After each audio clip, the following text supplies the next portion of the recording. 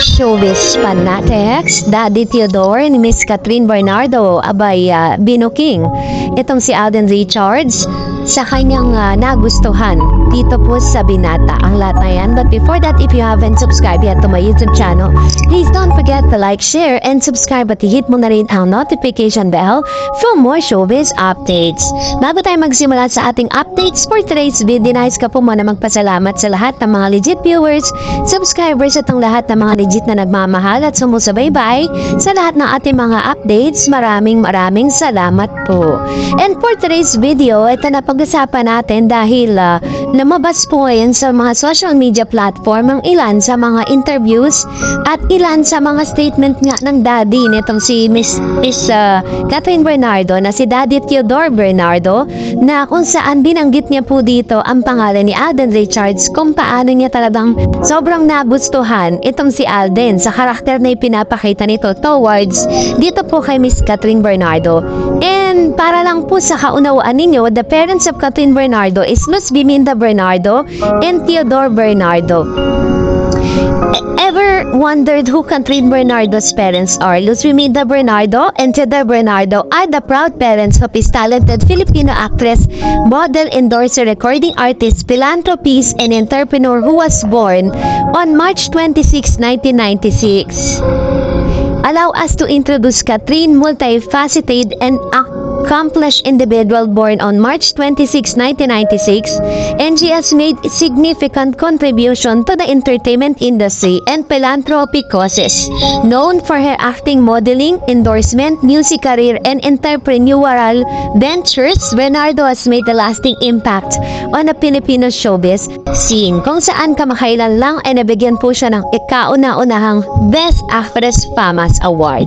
At sa kanyang personal na buhay ay talaga namang masasabi mong lantad sa publiko ang lahat na mga pinagdaanan ng isang Catherine Bernardo. Ganon din naman, lantad din po ang buhay, no? Kahit po hindi po talaga nagsushowbiz yung kanyang mga parents like si Mami Min o si Mami Luz Biminda at si Daddy Theodore Bernardo, ay talagang pati po sila ay nasasama na rin dito sa showbiz dahil syempre nga naman meron silang anak na masasabi mong superstar. In this time, sa mga interviews and statement na po ni Daddy Theodore, kinumpirma niya na si Mr. Alden Richards ay super welcome na nga sa kanilang tahanan, matapos nga na paulit-ulit nating maispatan itong si Alden na naroroon mismo sa bagong bahay ni Catherine, kung saan kamakailan ay nagkaroon po ng housewarming. Ginamin din po ni Daddy Theodore na isa sa mga karakter na nakikita niya at nagustuhan niya sa isang Alden Richards is yung tinatawag na consistency. Ayon po sa ilang source, tila baga si Alden Richards ang naging source ng pabulaklak nitong si Miss Catherine Bernardo, dahil sa araw-araw nga naman po ay pinadadalan di umano nitong si Alden Richards si Catherine Bernardo ng mga bulaklak. Matatandaan po ninyo sa kanya pong birthday celebration, pre-birthday celebration, ay hindi inaasahan ni Catherine na darating ang isang Alden Richards despite of their busy schedules, na may dala-dala pang red flowers or red bouquet of flowers para sa nag-birthday na si Catherine. At dahil po dito, talaga namang ito po yung isang bagay na nagustuhan ni Daddy Theodore, dahil very consistent, very updating ang isang Alden Richards, at inamin din nga na personal at formal na nagpaalam si Alden Richards sa mga magulang ni Catherine na siya nga po ay manliligaw sa kanilang anak. Kaya naman talagang todo ang papuri na binibigay ni Mami Min dito po kay Alden, ano? Dahil talagang makikita mo talaga na very respectful po siya sa mga magulang nito si Miss Catherine Bernardo. At the same time, nakita rin talaga natin kung paano niya pinahalagahan itong si Miss Catherine. Sabi nga ng ilan ay talagang masasabi mo talaga na very serious at hindi lang talaga pang-promo yung kanila pinapakita, dahil pinapasok na nga ng pamilya Bernardo sa kanilang bakuran itong si Alden. Ang inaantay na lang ng ilang mga fanay is makita natin itong si Miss Catherine na naroroon na sa loob ng bahay naman mismo ni Mr. Alden Richards, kung saan na siya nakatira, which is sa Laguna, dahil yun po yung kanyang kinagisnan, yun po talaga yung kanyang bahay kasama ng kanyang family, si Daddy Bay at ang kanyang mga kapatid, kanyang Lola Linda, no, at ang kanyang lolo naroroon. So, yun yung inaantay natin kasi parang kapag nangyari na yun, naganap na yun, alam na natin kung ano na talaga ang estado ng kanilang relationship. At dahil dyan, narito naman ang ilan sa mga komento at mga komento po ninyo at reaksyon patungkol sa ating latest updates. Let's start off with one of the users. Sabi niya, alam niyo mahirap makalimutan ang unang pag-ibig. Sikat din ang may sabi, great love niya si Daniel, kaya mahirap mapalitan agad sa puso niya si Daniel.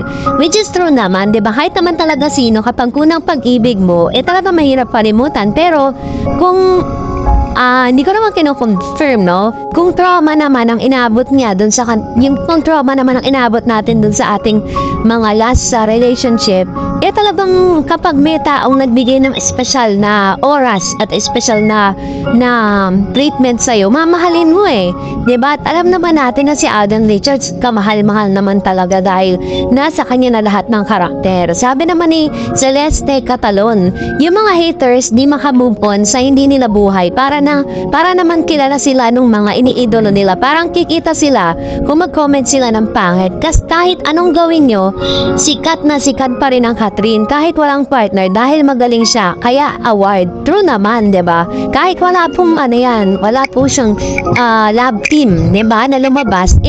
Sikat siya, superstar nga Nasa A-lister nga siya ng ABS-CBN Kaya nga talagang pag nakuha pa yan ng GMA, ay nako, ewan ko na lang, talagang masasabi mong matataog talagang ABS dahil isa yan sa pinakamagaling na actress sa kanyang henerasyon ngayon. At masasabi mo na lahat talaga ng mga movies na ginawa nitong si Miss Catherine maging ng mga teleserye hindi talaga natalo. Masasabi mong may bubuga talaga siya. Kahit po magtrabaho siya alone, kahit wala siyang katabing dub team, kikita pa rin. And another comment, sabi ni Mr. Renato Husayan, it's been a long years na on the rock na sila ni Dij. At Kat, before HLG until accidentally meet Alden, in HLG, Kat is so professional in her work, not too affected by any turbulence in other love life. She's been trying to working out and fixing it, pero mahirap lumaban mag-isa. Humaharap sa problema sa love life kung yung partner ay hindi katuwang sa laban. Hindi na nga nakakatulong, bagkos naging pabigat at perwisyo pa kay Kat. Kaya nasagad na si Kat, pinutol ng ugnayan nila ni Daniel. Naging tulay labang si Alden upang mapabilis ang paghilom at pagdaling ng puso ni Kat at kabiguan niya. Tapos, sinisira niyo pa ang kaligayahan ng tao. Please lang, tantanan niyo na si Kat din. True naman, diba? Tantanan na po ng mga bashers yun si Catherine at Alden. Kasi nakikita naman natin, ayaw niyo bang sumasaya yung mga tao, diba? At talaga bang kayo? Kumbaga para sisikat ba kayo pag sinisiraan nyo sila?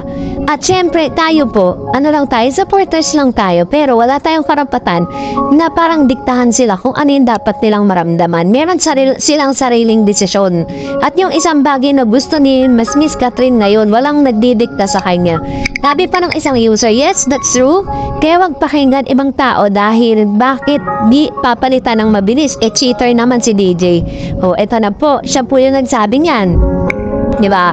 Kasi pag kunyari masakit po yung pinagdaanan mo sa isang relationship, mas madali mo kasing kalimutan So anyways, maraming salamat po sa inyong panonood. Please don't forget to like and subscribe. And please don't forget to follow my Facebook page. Visit my Facebook page, Dar Eds TV. God bless everyone!